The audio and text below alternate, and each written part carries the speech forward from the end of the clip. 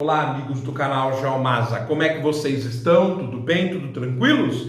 Viemos para mais uma edição do Jornal do Masa. Para tanto, nós faremos a terceira parte da reportagem sobre o grande geógrafo Alexander von Humboldt. Para tanto, nós vamos utilizar a super interessante edição 442 de dezembro de 2020, onde na página 220 o repórter Bruno Vaiano escreve: Humboldt, ilustre desconhecido.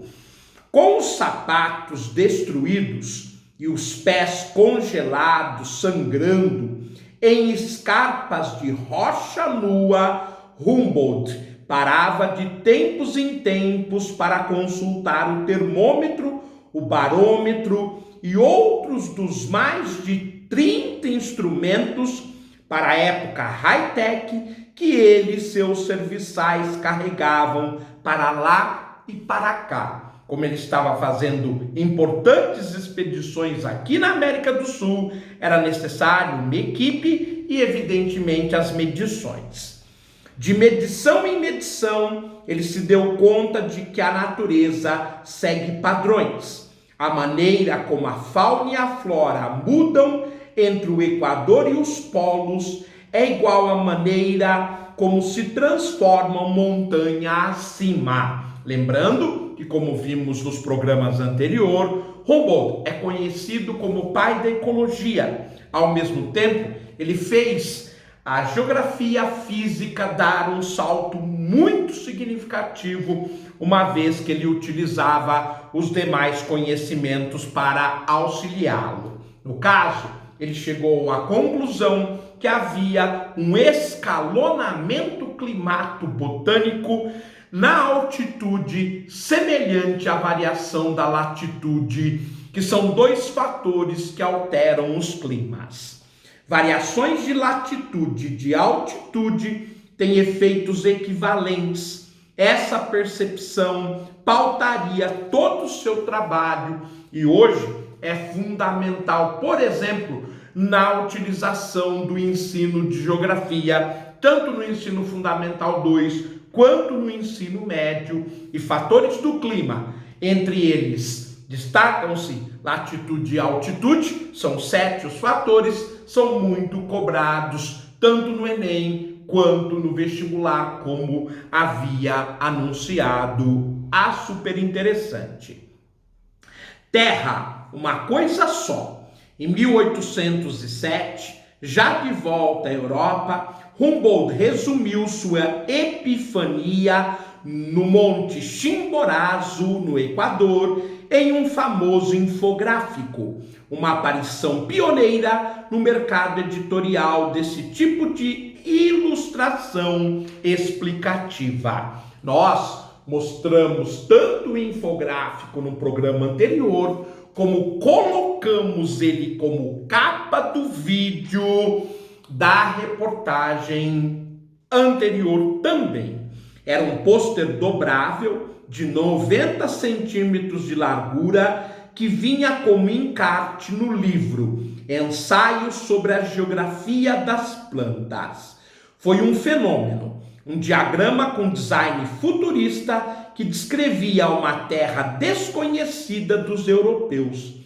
É como se o cara tivesse visitado a Lua com a roupa do corpo, voltado vivo e postado um vídeo da façanha em HD no YouTube. Então, este encarte de Humboldt na Cordilheira dos Andes deu muita fama ao grande escritor que ele era. O encarte é chamado de Humboldt nos Andes pela super interessante. Em 1901, Humboldt subiu o Monte Chimborazo no Equador e fez um infográfico dos Andes baseado na sua escalada. Na medida que ia subindo, ele ia anotando as condições de vida, bem como as condições físicas.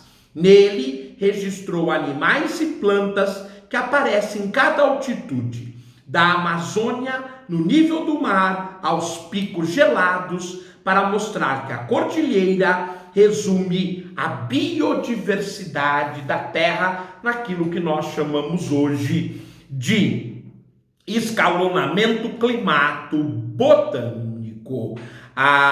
Super interessante, recria o Pico Chimborazo com as características, muito embora simplificadas, no desenho. Então, o Pico Chimborazo ele atinge 6.826 metros de altitude.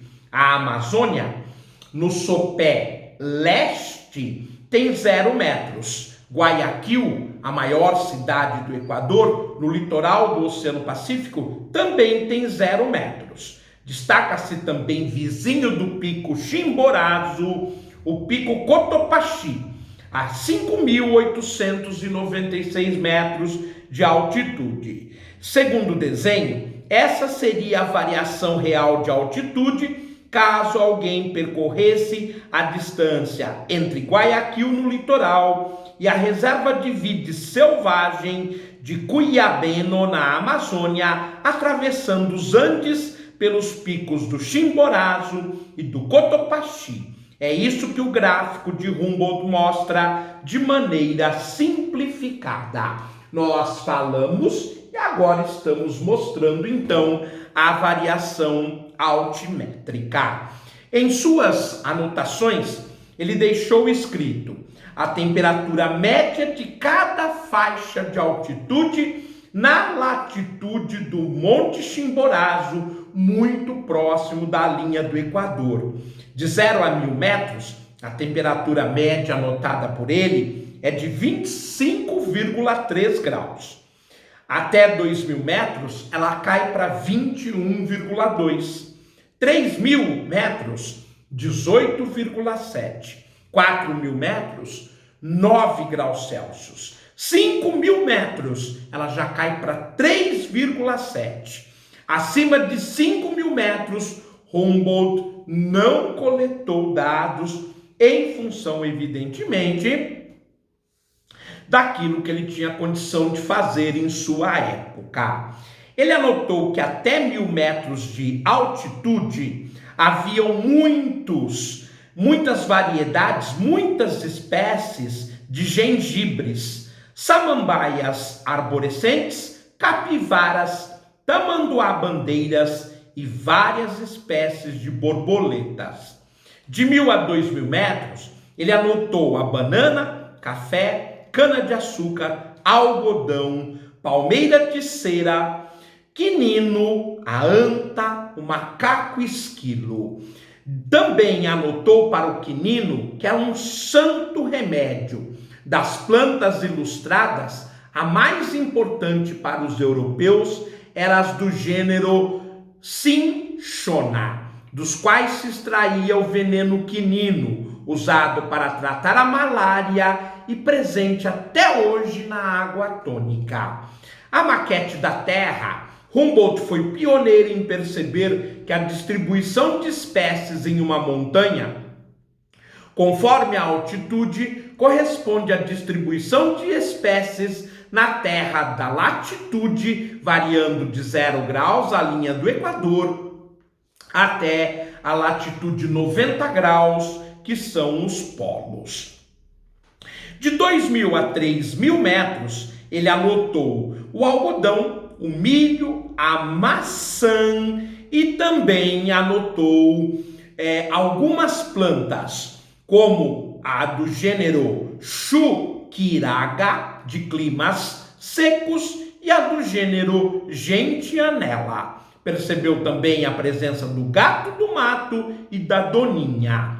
De 3.000 a 4.000 metros, ele anotou que a 3.600 metros, a altitude máxima alcançada para a agricultura. Ele anotou a batata, plantas da família Winteraceae, arbustos do gênero Escalonia, a lhama selvagem e o urso de óculos. De 4 a 5.000 metros, ele anotou a altitude máxima alcançada pela vegetação a 4.600 metros. A 4.800 metros, ele anotou o começo das geleiras. Notou também que a vegetação nessa faixa de altitude, que os andinos chamam de parronal, é uma grama baixa, bem rasteira. Notou que havia o condor dos Andes. A 3.800 metros, anotou a altitude máxima alcançada pela agricultura. Acima de 5.000 metros, Humboldt anotou a 5.878 metros a altitude que Humboldt alega ter escalado a menos de 1.000 metros do Pico Chimborazo, que fica a 6.826 metros, e a apenas 18 metros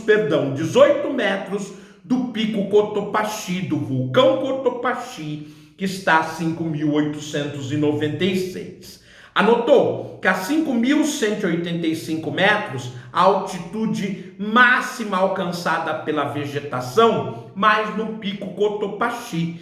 E anotou que no Pico Cotopaxi, as geleiras começavam a 5.270 metros. Essa ilustração, ela fez muito sucesso na Europa e foi um espanto para editores e para leitores. No entanto, devido ao detalhamento e ao resumo, além dos comentários que fizemos do infográfico do Chimborazo, nós iremos para um quarto programa para encerrar a série de Alexander von Humboldt e suas extraordinárias aventuras. Bem, meus amigos, estamos ficando por aqui. Um forte abraço, fiquem bem, tudo de bom. Até a próxima!